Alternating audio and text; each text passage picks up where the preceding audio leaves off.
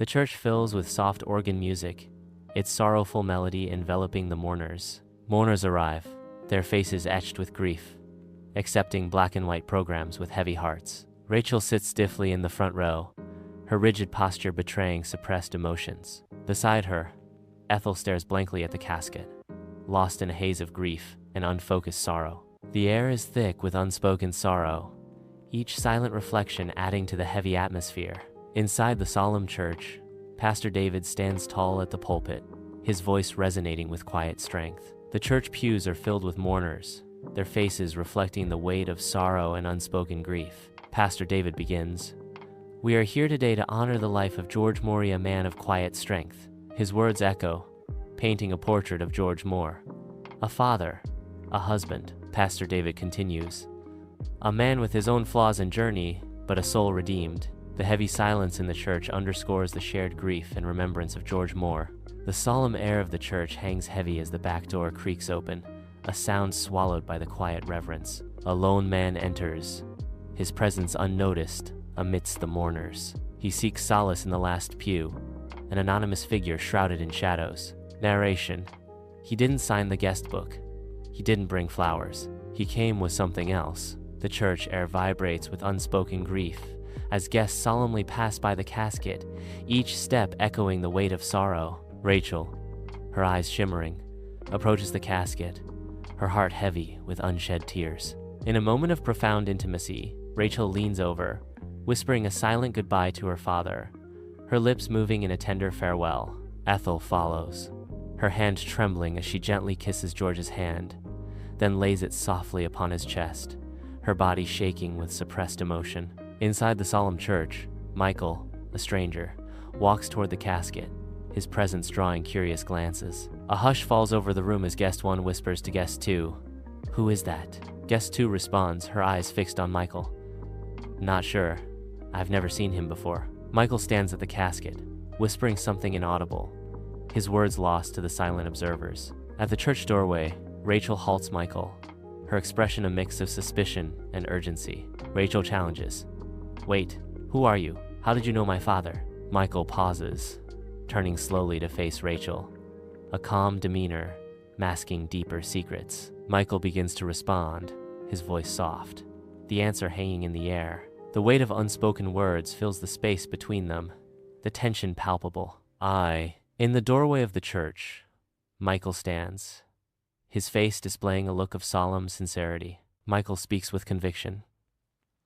"I met him 2 weeks ago. He saved my life. He didn't tell you?" Rachel and Ethel exchange glances, their grief momentarily displaced by a shared sense of bewilderment. Ethel mirrors Rachel's gaze, her expression reflecting the same mixture of confusion and budding curiosity. In a hidden corner of his life, George's generosity shines through as he buys food for a homeless man, his face radiant with genuine joy. George gently guides the homeless man into the serene embrace of a quiet church, a sanctuary of solace and hope. Side by side, they sit on a weathered wooden bench, heads bowed in silent prayer, united in a moment of profound reflection and shared humanity. A shared laugh breaks the solemnity, a pure, unscripted connection blossoming between two souls in a space of unexpected kinship. George shares food with the homeless man, his eyes reflecting warmth and empathy. The church stands as a silent witness to George's selfless acts, its ancient walls echoing with the unspoken stories of compassion and grace. Sunlight floods the church through stained glass. The narrator stands alone in the empty church, his voice echoes through the sacred space. In the final days of his life, George made peace with God and with himself. He helped a stranger who had no home, and found a kind of freedom that his family never knew he reached. Inside the church, Ethel stands, her presence heavy with sorrow. She stands in the solemn space, the scent of lilies, a stark reminder of loss. Her voice trembles as she recalls, "My George never told us, but he knew." A heavy realization hangs in the air as she whispers, "He knew it was time."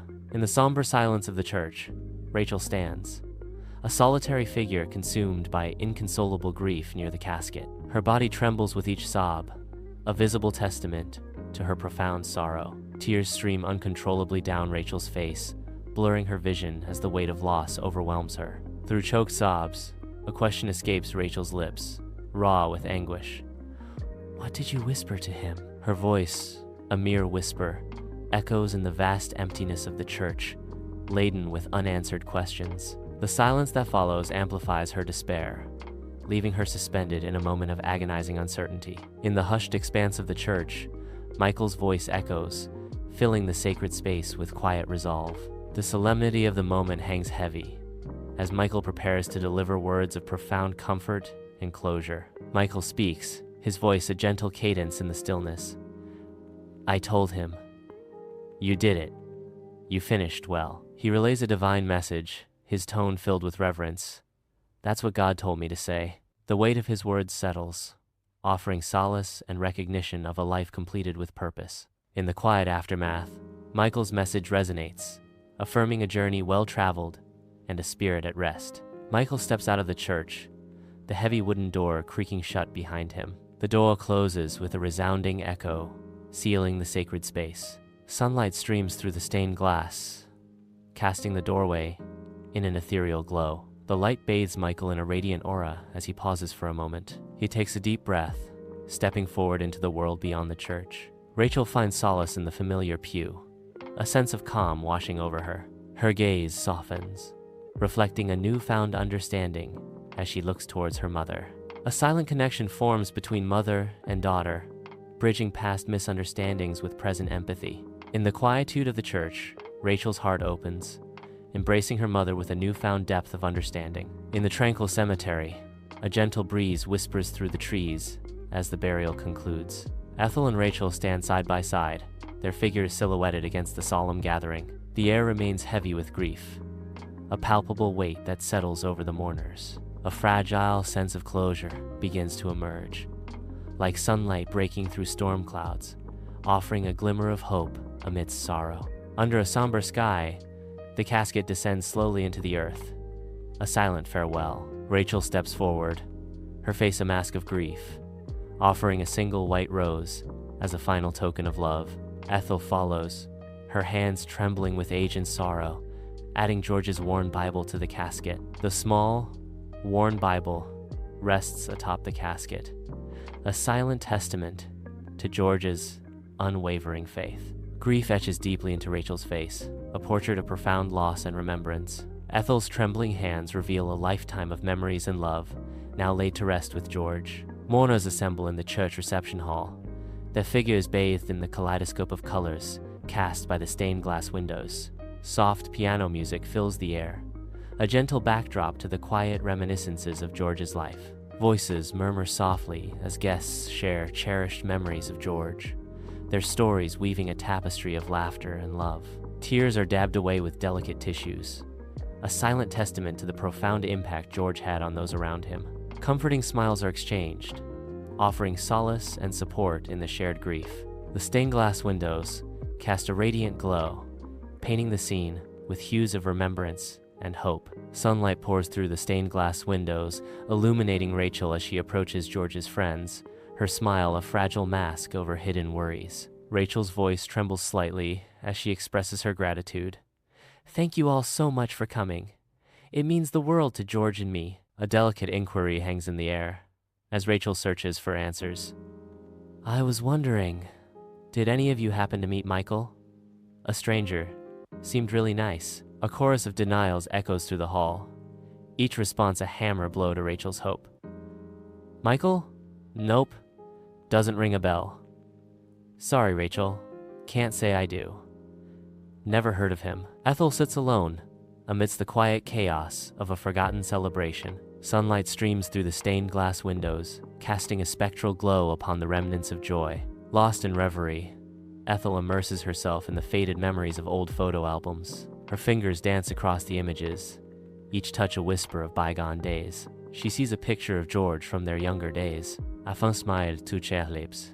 Rachel exits the church, seeking solace under the open sky. She raises her gaze, her eyes searching the heavens as if seeking a connection with her father. Her expression is a mix of hope and longing as she silently communes with the vast expanse above. Rachel's eyes search the sky for her father's spirit. Michael stands silently across from the church, his eyes fixed on its towering facade. A subtle nod almost imperceptible, acknowledges an unspoken decision. He turns, his back now to the church, ready to disappear into the throng. With each step, he blends seamlessly into the bustling crowd, becoming one with the city. The church remains, a silent sentinel, as Michael vanishes. Rachel walks into the reception hall, her face now calm. She finds Ethel, and their eyes meet across the room. Rachel sits beside Ethel, a gentle smile gracing her lips. Together, they sit in quiet companionship, holding hands in a moment of shared peace. In the quiet of the church hall, sunlight streams through stained glass, painting the empty space with colored light. Bare tables and stacked chairs stand as silent witnesses to celebrations past. The narrator reflects, sometimes, closure doesn't come in the way we expect. Sometimes, it walks in late, says what needs to be said, and walks away. The stranger wasn't a stranger. He was an answer.